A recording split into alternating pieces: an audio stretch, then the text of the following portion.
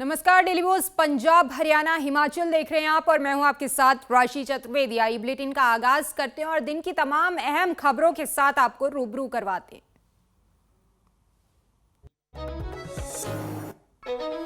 केंद्र सरकार ने स्कूली विद्यार्थियों को 8th क्लास तक फेल नहीं करने की नीति बदल दी है। अब 5वीं और 8वीं क्लास की नियमित रूप से परीक्षाएं ली जाएंगी और फेल होने वाले छात्रों को जो है वो अगली कक्षा में प्रवेश नहीं दिया जाएगा। हालांकि 2 महीने में ऐसे विद्यार्थियों की दोबारा परीक्षा ली जाएगी और पास होने पर अगली कक्षा में यानी कि अगली क्लास में प्रवेश दे दिया जाएगा। परीक्षा पास नहीं करने पर फेल छात्र को उसी कक्षा में उसी क्लास में पढ़ाई करनी होगी। केंद्रीय शिक्षा मंत्रालय के स्कूल शिक्षा और साक्षरता विभाग ने इस संबंध में आदेश जारी कर दिए हैं और नया नियम जो है वो मौजूदा शैक्षणिक सत्र से ही लागू होगा। 19 दिसंबर को संसद परिसर में धक्का-मुक्की में घायल हुए दोनों बीजेपी सांसदों को आज अस्पताल से छुट्टी मिल गई है। बीजेपी सांसद प्रताप सारंगी और मुकेश राजपूत को आज दिल्ली के राम मनोहर लोहिया अस्पताल से छुट्टी मिल गई है। दोनों को घायल अवस्था में आरएमएल अस्पताल भर्ती कराया गया था और आज उन्हें स्वस्थ होने के बाद छुट्टी दे दी गई है। बता दें, पीएम मोदी ने खुद कॉल करके प्रताप सारंगी और मुकेश राजपूत का हाल जाना था। भारतीय जनता पार्टी और खुद प्रताप सारंगी का आरोप है कि उन्हें राहुल गांधी ने धक्का मारा था। एमपी को धक्का लगा, मेरे ऊपर गिर पड़ा और मैं नीचे। आपको किसने धक्का मारा? राहुल गांधी ने मारा सर आपने? राहुल गांधी ने धक्का मारा आपको? राहुल गांधी सर किस जगह पे? दिल्ली में महिला सम्मान योजना का आज से रजिस्ट्रेशन शुरू हो गया है। दिल्ली के पूर्व मुख्यमंत्री अरविंद केजरीवाल ने खुद कुछ महिलाओं के घर जाकर पूरी प्रक्रिया बताई और रजिस्ट्रेशन करवाया। इस दौरान सीएम आतिशी भी मौजूद रहीं। दिल्ली विधानसभा चुनाव से पहले लॉन्च हुए इस योजना के तहत प्रति महीने महिलाओं को 1000 रुपए मिलेंगे। वहीं इसी के साथ ही आम आदमी पार्टी का वादा है कि दिल्ली विधानसभा चुनाव में जीत के बाद ये राशि बढ़ा करके 2100 रुपए प्रति महीने कर दी जाएगी। दिल्ली पुलिस ने राजधानी में अवैध बांग्लादेशी प्रवासियों के खिलाफ अपने सत्यापन अभियान के दौरान 175 लोगों की पहचान करने का दावा किया है। अधिकारियों ने बताया कि 12 घंटे का सत्यापन अभियान शनिवार शाम 6 बजे बाहरी दिल्ली क्षेत्र में शुरू हुआ था। एक वरिष्ठ पुलिस अधिकारी ने बताया कि पुलिस ने वैध दस्तावेजों के बिना रहने वाले जो व्यक्ति हैं उनकी पहचान करने और उन्हें हिरासत में लेने के अपने जो प्रयास हैं उनको तेज कर दिया है। इसी के साथ ही बाहरी दिल्ली में व्यापक सत्यापन अभियान के दौरान जो है वो 175 व्यक्तियों की पहचान संदिग्ध अवैध बांग्लादेशी प्रवासियों के रूप में की गई है। आरएसएस प्रमुख मोहन भागवत ने कहा कि धर्म को समझना बहुत कठिन है। धर्म के नाम पर होने वाले सभी उत्पीड़न और अत्याचार गलतफहमी और धर्म की समझ की कमी के कारण हुए।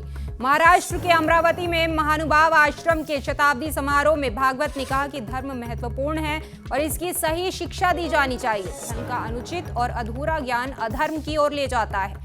भागवत ने कहा कि धर्म हमेशा से अस्तित्व में रहा है और सब कुछ इसके अनुसार काम करता है और इसलिए इसे सनातन कहा जाता है। सृष्टि के आरंभ से अंत की संहिता सनातन धर्म है।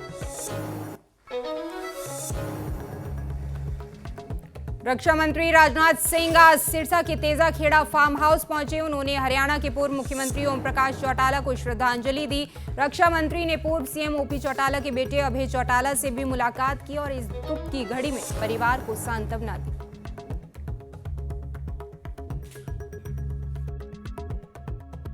पांच बार वह हरियाणा राज्य के मुख्यमंत्री रहे और उन्होंने हरियाणा की जनता की सेवा तो की ही और विशेष रूप से किसानों की उन्होंने जो सेवा की है उसे कृषि जगत से जुड़े हुए लोग कभी भूल नहीं सकते हैं।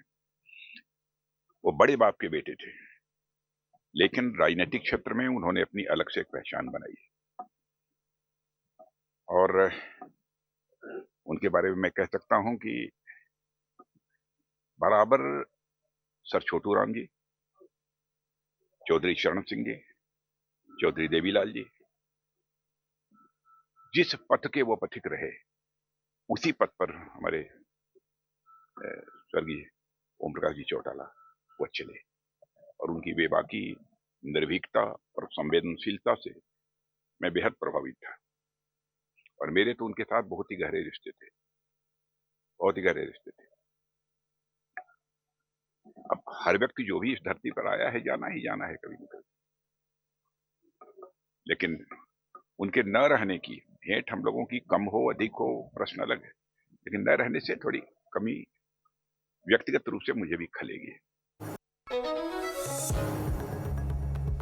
अंबाला छावनी के पीडब्ल्यूडी रेस्ट हाउस में मंत्री अनिल विज ने जनता दरबार लगाया था, जहां एक रोते हुए महिला ने अंबाला कैंट सदर थाना के पुलिस वालों पर एफआईआर ना दर्ज करने का आरोप लगाया।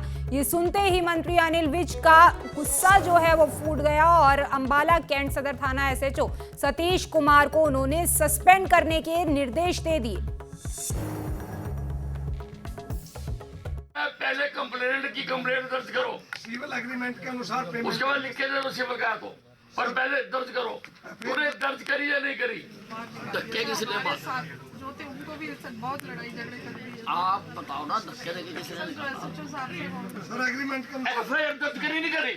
एग्रीमेंट के अनुसार पूरे एफआईआर दर्ज करी नहीं करी? एनएफएससी पे सिविल सूट पड़ता, मैं कैसे करूं? सिविल सूट कैसे बनता है? फुल एंड फाइनल रिसीव है। पूरे एफआईआर दर्ज करी या नहीं करी? मुझे एक चिंता है, नहीं करी ना, सस्पेंड करो इसको। चल बात निकल जवाब, चल।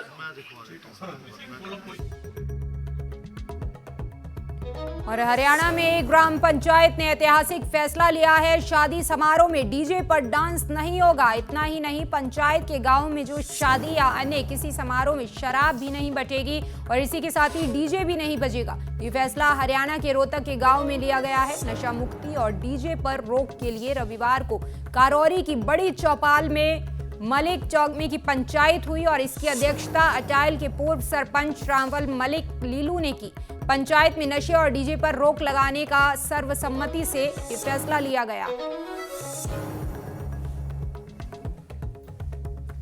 हरियाणा के लिए गौरवशाली क्षण, सिविल अस्पताल जींद में एनेस्थीसिया और क्रिटिकल केयर मेडिसिन विशेषज्ञ डॉक्टर मृत्युंजय गुप्ता को न्यूयॉर्क सोसाइटी ऑफ एनेस्थीसियोलॉजी द्वारा आयोजित और अमेरिका सरकार द्वारा प्रायोजित विश्व के सबसे प्रतिष्ठित सम्मेलनों में से एक 78वें पोस्ट ग्रेजुएट एनेस्थीसिया सम्मेलन में अंतर्राष्ट्रीय स्कॉलर के रूप में आमंत्रित किया गया। और ये उपलब्धि इसलिए भी विशेष है क्योंकि पूरे विश्व से केवल 10 विशेषज्ञों को अंतर्राष्ट्रीय स्कॉलर के रूप में चुना गया और भारत से मात्र डॉक्टर गुप्ता का इस सम्मान के लिए चयन किया गया। इतना ही नहीं, वो सिर्फ 27 साल की उम्र में इस उपलब्धि को प्राप्त करने वाले अब तक के सबसे कम उम्र के अंतर्राष्ट्रीय स्कॉलर के तौर पर भी सम्मानित हुए। किसान नेता जगजीत सिंह डल्लेवाल का आमरण अनशन 28वें दिन भी जारी है, जबकि डॉक्टर्स का कहना है कि उनकी हालत गंभीर है। संक्रमण के डर से डॉक्टर्स द्वारा डल्लेवाल को किसी से भी मुलाकात न करने की सलाह दी गई है। उनके लीवर के जो टेस्ट हैं वो भी सभी खराब आए हैं। तो वहीं किसान नेताओं ने कहा कि 24 दिसंबर को देश भर में शाम 5:30 बजे जगजीत सिंह डल्लेवाल के आमरण अनशन के समर्थन में कैंडल मार्च निकाले जाएंगे और इसी के साथ ही 26 दिसंबर को तहसील और जिला स्तर पर सुबह 10 बजे से 4 बजे तक डल्लेवाल सांकेतिक भूख हड़ताल करी जाएगी। डल्लेवाल आंदोलनकारी जो किसानों की एमएसपी की कानूनी गारंटी सहित अन्य मांगों को स्वीकार करने के लिए केंद्र पर दबाव बनाने के लिए पंजाब और हरियाणा के बीच खनौरी बॉर्डर पर 26 नवंबर से आमरण अनशन पर बैठे। हाथों में देने का खलड़ा भारत सरकार ने पंजाब सरकार को भेजा है, उसे विधानसभा का इजलास बुलाकर उनके पटल पर रख के उसे रद्द किया जाए। इसी के साथ जो 12 मांगे हैं, शहीद शुभकर्ण सिंह की शहीदी है, उनके इंसाफ मिलने के लिए उसी विधानसभा में भगवंत मान सरकार मता डाले। आने वाले समय में जो कल 24 दिसंबर है, पंजाब को छोड़कर अन्य राज्यों में 5:30 बजे के बाद कैंडल मार्च का हमने दोनों फोरमों ने न्योता दिया है। किसान मजदूर पंजाब में शीतलहर के बाद अब कोहरे ने परेशान करना शुरू कर दिया है। 25 दिसंबर तक पंजाब में कोहरे को लेकर येलो अलर्ट जारी किया गया है, जबकि 26 की रात से पंजाब में पश्चिमी विक्षोभ सक्रिय हो रहा है। मौसम विभाग के अनुसार पंजाब के पठानकोट का तापमान 3 डिग्री दर्ज किया गया है। वहीं पंजाब और चंडीगढ़ में सुबह हल्की बूंदाबांदी देखने को मिली। हिमाचल प्रदेश के ऊंचे पहाड़ों पर बर्फबारी शुरू हो चुकी है और इसी के साथ ही मौसम विभाग IMD के अनुसार कई क्षेत्रों में सुबह से ही मौसम खराब है। ऊंचे पहाड़ों पर स्नोफॉल और निचले इलाकों में हल्की बारिश हो रही है। तो वहीं 25 और 26 दिसंबर को मौसम पूरी तरह साफ हो जाएगा, लेकिन 26 दिसंबर की रात को वेस्टर्न डिस्टर्बेंस दोबारा एक्टिव होगा।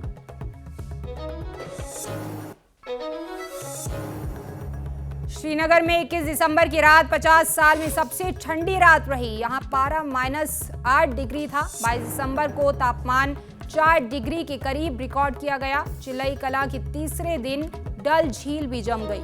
यहां झील की सतह पर जो है वो आधा इंच मोटी बर्फ की परत भी दिखाई दे रही है।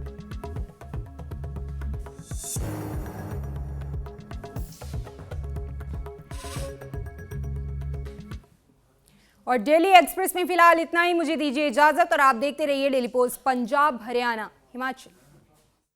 Daily post Punjab Haryana Himachal.